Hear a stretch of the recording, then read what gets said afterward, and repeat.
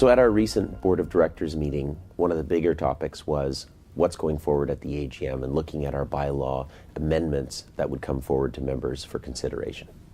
At the AGM, we're going to be putting forward a bylaw resolution that in very special circumstances, the Board of Directors can immediately meet and suspend a member. So some of the circumstances in which a member might be suspended is for criminal activity, is for something with a very sort of public misrepresentation, fraud, and council has gone out and suspended licenses.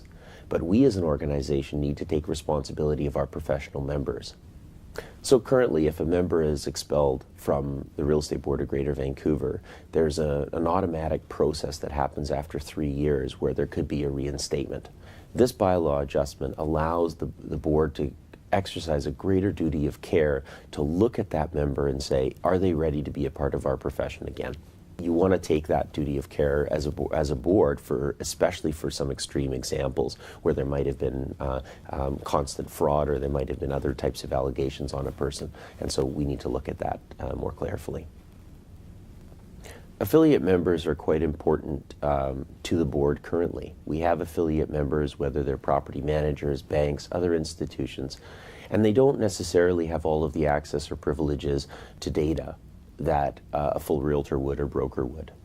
But they're important because we are a real estate board. They're in the conversation, they're part of the profession, and they're important as an extension of our services.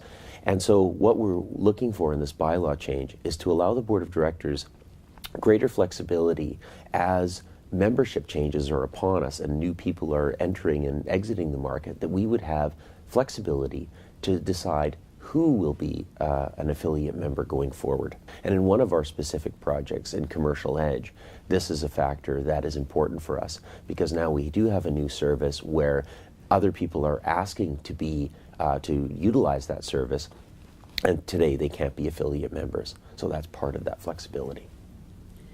The AGM is a business meeting. And in order to be respectful of members' time, we want to be the most efficient that we possibly can be. And so electronic voting devices allow us to be extremely accurate in the voting. There's very little human error in counts. It's an immediate response time, and it allows everyone to see responses to the elections or the votes that are happening on the floor as they happen. And it just makes good sense as we move forward into a new day and age where we need to keep up with the times. One of the bylaw amendments that's coming forward from the Board of Directors is that proxies will need to be registered 2 days before, business days, before the AGM. And so if you now go to the AGM, members appear to be frustrated. We hear the feedback from them. You get there, there's these long lineups that they have to endure to register proxies. They're not able to get in, get their coffee, sit down and have a business meeting. So what this does is, again, for respect for members' time and also for the process, you register your proxy 2 days in advance, you come to the AGM, you have your business meeting, and you leave.